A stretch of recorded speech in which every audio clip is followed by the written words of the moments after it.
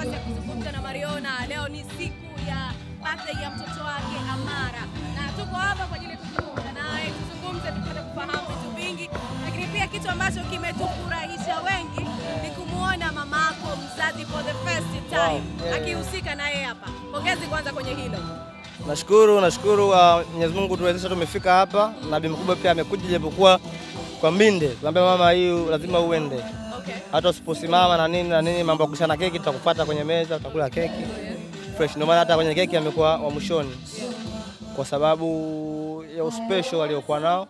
Of course watu wengi pale, watu wote walikuja ni special, lakini ni mama yangu amenizaa mimi. Kwa hiyo imefaa special kwa sababu ni mama yangu, lakini pia nimefurahi familia yangu amekuja mama yangu. Unajua mimi sikupata muda mzuri wa kuelezea vizuri kati ya waliokuja.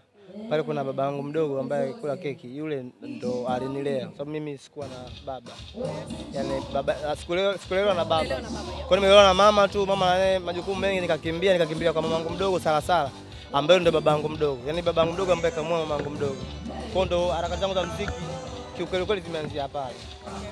Sawa. Kwa mara ya kwanza tumemwona mama. Wengi tulikuwa hatujaweka hii maanani kwamba mama atakuja kutokana na rumors ambazo zilikuwa ziko kwenye mitandao. Wengi walikuwa wakisema mama alikuwa hataki mahusiano yako wewe na Paula. Wengine wakanasema mama anamchukia Paula, wengine wakanasema Paula anamchukia mama. Maneno yalikuwa mengi, nadhani ulikuwa pia ukikutana nayo. Baada ya kuwa ukutana na maneno kama ulikuwa ukimwambia nini mama mpaka leo tumepata nafasi ya kumuona naye kuhusika? Hayakuwa maneno makubwa kiasi hiko, lakini zilikuwa hizo story yaonekana na nini, lakini mimi niko proud na familia yangu na mama yangu kwa sababu amenizaa na ndo mtu amenikuza kwenye malezi mazuri mpaka sasa hivi niko hapa. Lakini yeye mwenyewe tu maisha ya mtandaoni anajua jinsi alivyo. Mimi mama yangu of course nimeweza kumtengenezea nyumba nzuri, anaishi vizuri, lakini bado kuna vile vitu, kuna yale maisha ya Uswahilini naelewa vizuri anayaishi kwa sababu ndio maisha yetu. So akianza kuwa kwenye kamera mbele kabisa sio maisha yake, unaelewa vizuri. Lakini na mama ndio ushazaa mtoto maarufu, so taratibu utazoea, unaelewa vizuri. Kwa hiyo nashukuru kama amekuwa muelewa, amekuja leo. Lakini mama yangu ana mahusiano mazuri sana na Paula, na Paula ndo ameandalia kila kitu mpaka amekuja hapa. Wadogo zangu walikopo hapa wengi hawakupata nafasi ya kuonekana, walikopo wengi lakini Paula ndo mpango mzima. Nimepata nafasi ya kuona akiwa wanapiga umbea wakati wanacheza huko, wanapiga umbea. Paula naye Shilawadu siku hizi. Kweli wanapiga umbea mbele ya kamera? Mimi mwenyewe sasa hivi nimeanza kuambea mbea. Nitafanyaje bwana, ndo mapenzi. Chakula hiyo chakula ya ubongo. Chakula ya ubongo ama Gen Z, hakuna etemio akishua, wote wana mambo ya umbea ndo mitikasi yao. Na kwa sababu sio kitu kibaya. Umbea wanaofanya sio umbea kugombanisha watu. Ni umbea kufuatilia nini kinatokea mjini, kuna story gani, nani katisha, nani kazingua, nani alipendeza. So ndo maisha yetu.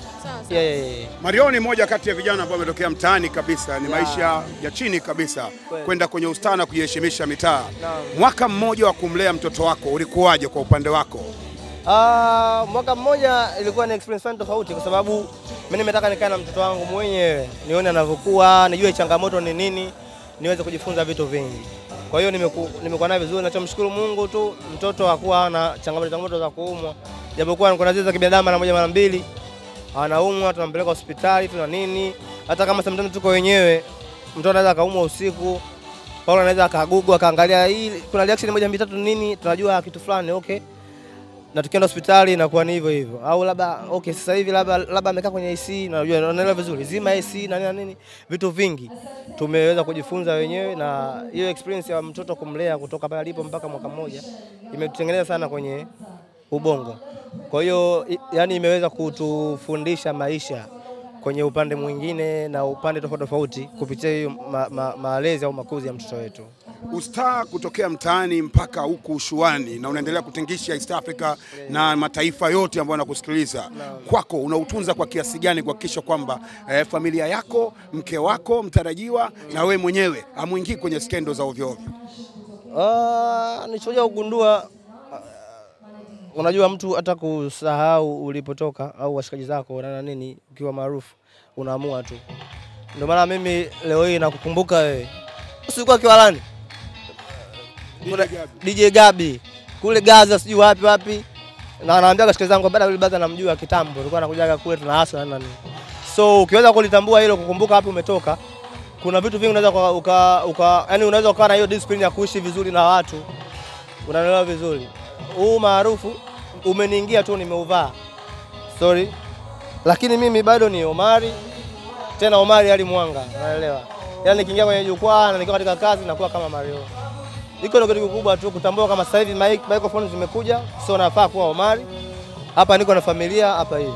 Kwa hiyo nashukuru kwamba siku zinazozidi kwenda tunajifunza na tunaweza kuwa na discipline ya maisha na kila tunazidi kuwa wakubwa tunazidi kuwa humble kwa sababu ndio maisha yanahitaji. Wajomba tumeona wakishinikiza na kukusisitiza kwamba ndoa, hakuna mtoto wa pili bila ndoa. Kwako utayari wa ndoa ukoje? Na niongezee hapo. Ongezea hapo. No. Anasema katika tetesi tulizozipata kutoka kwa Juma Lokole, rafiki yangu wa karibu kidogo. Ndoa iko tayari na kwa matarajio mwezi wa 8 Mario na Paula wanafunga pingu za maisha.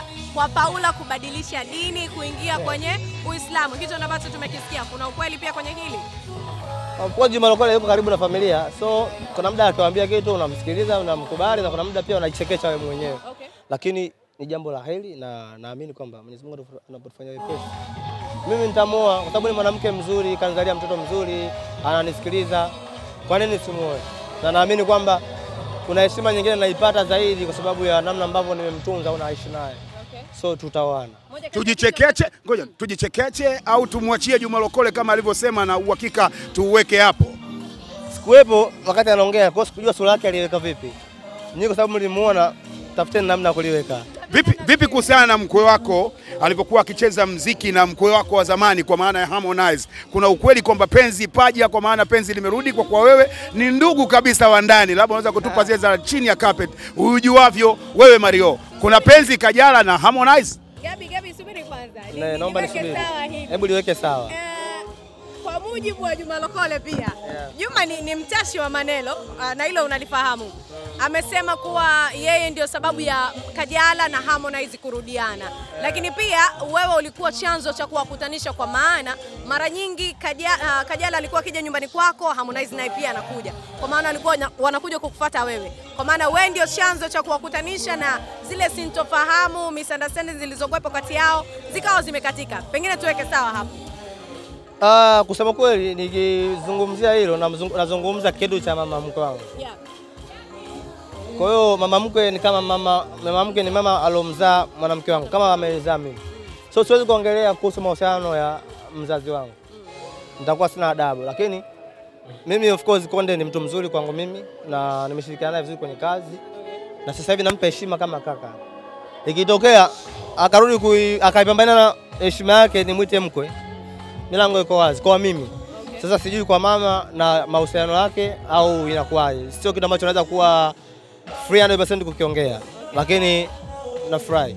Neno lako kubwa kwa siku ya leo, kwenye pati hii ambayo imejumuisha mastaa wengi, tumemwona wakina Irene Uwoya, wakina Jacqueline Wolper, tumewaona watu mbalimbali wenye majina makubwa. Lako kubwa ni lipi? Mimi nawashukuru wote kwa sababu sio kwamba hawana kazi ya kufanya, lakini wameamua kuja kujitoa katika shughuli yetu, shughuli ya mtoto wetu. Ni kitu kikubwa na huo ndo ndugu. Huo ndo Tanzania na huo ndo uzalendo. Mimi nimefurahi kwa wote waliofika. Mwenyezi Mungu awabariki sana na nyie pia nawashukuru. Asanteni.